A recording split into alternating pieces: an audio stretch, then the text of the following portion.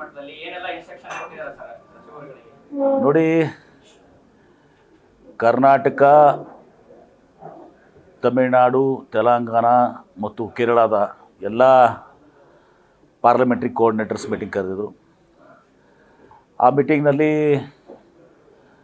ಭಾಳಷ್ಟು ಸೂಚನೆಗಳನ್ನು ಕೊಟ್ಟಿದ್ದಾರೆ. ಯಾವ ರೀತಿ ನಾವು ಚುನಾವಣೆಯನ್ನು ಎದುರಿಸಬೇಕು ಮತ್ತು ಯಾವ ರೀತಿ ನಾವು ನಮ್ಮ ವಾರ್ ರೂಮ್ ಜೊತೆ ಸಂಪರ್ಕದಲ್ಲಿರಬೇಕು ಎಲ್ಲ ಡಿಟೇಲ್ಡ್ ಆಗಿ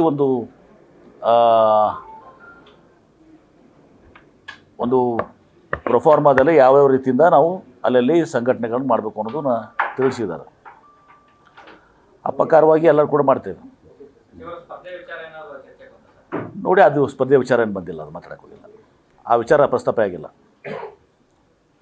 ಲೋಕಸಭೆ ಗೆಲ್ಲಿಲ್ಲ ಅಂತ ಹೇಳಿದ್ರೆ ಇವರ ತಲೆದಂಡ ಅನ್ನುವಂಥದ್ದು ಹೈಕಮಾಂಡ್ ಏನಾದರೂ ವಾರ್ನ್ ಮಾಡಿದೆ?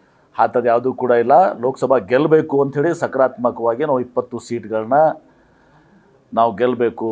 ಗೆದ್ದರೆ ನಾವು ಇಲ್ಲಿ 136 ಸೀಟ್ ಕೊಟ್ಟಿದ್ದಕ್ಕೆ, 5 ಗ್ಯಾರಂಟಿಗಳನ್ನು ಕೊಟ್ಟಿದ್ದಕ್ಕೆ ಸಾರ್ಥಕ ಆಗ್ತದೆ. ಒಟ್ಟಾರೆ ದಕ್ಷಿಣ ಭಾರತದಿಂದ ನಾವು ಹೆಚ್ಚಿನ ಸೀಟನ್ನು ಇವತ್ತು ದಿವಸ ಪಕ್ಷ ಅಪೇಕ್ಷಿಸಿದೆ.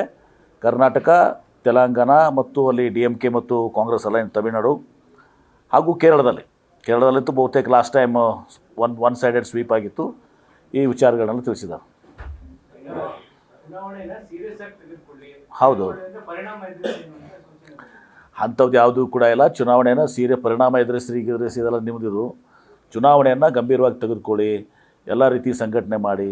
ಇವತ್ತು ನಾವು ಗ್ಯಾರಂಟಿಗಳನ್ನ ಕೊಟ್ಟಿದ್ದೀವಿ, ಆ ಗ್ಯಾರಂಟಿ ಸರಿಯಾಗಿ ಜನರಿಗೆ ತಲುಪಿದೇ ಇಲ್ಲ, ಅದು ಸರಿಯಾಗಿ ಪ್ರಚಾರ ಆಗ್ತಾ ಇದೆ ಅಲ್ಲೋ, ಇದೆಲ್ಲವೂ ಕೂಡ ಚರ್ಚೆ ಆಗಿದೆ.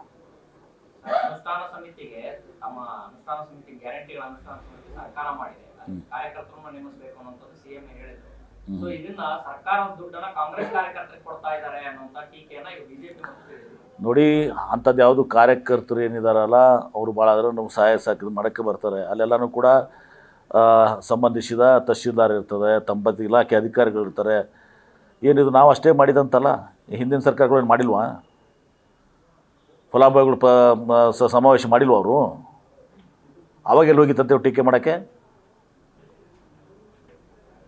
ಅಷ್ಟೇ ಯಾಕೆ ಕೆಂಪೇಗೌಡರು ಇಂಟರ್ನ್ಯಾಷನಲ್ ಏರ್ಪೋರ್ಟಿಗೆ ಬಂದಾಗ ಎಷ್ಟು ಖರ್ಚಾಗಿದೆ ಅಂತ ನೋಡಿ, ಪ್ರಧಾನಮಂತ್ರಿ ಬಂದಾಗ ಆ ಚಾಚಿಕ್ಕಿಂತ ಜಾಸ್ತಿ ಖರ್ಚಾಗಿದೆ. ರೈಟ್. DCM ವಿಚಾರ ಇವತ್ತು ದಿವಸ ಹೈಕಮಾಂಡ್ ಹೇಳಿದ್ದಷ್ಟೇ. ಈಗ ನಮಗೆ ಲೋಕಸಭಾ ಚುನಾವಣೆ ಮಹತ್ವದಿದೆ, ದಯವಿಟ್ಟು ಬಹಿರಂಗ ಹೇಳಿಕೆ ಕೊಡಬೇಡಿ ಅಂತ ಹೇಳಿದ್ದಾರೆ.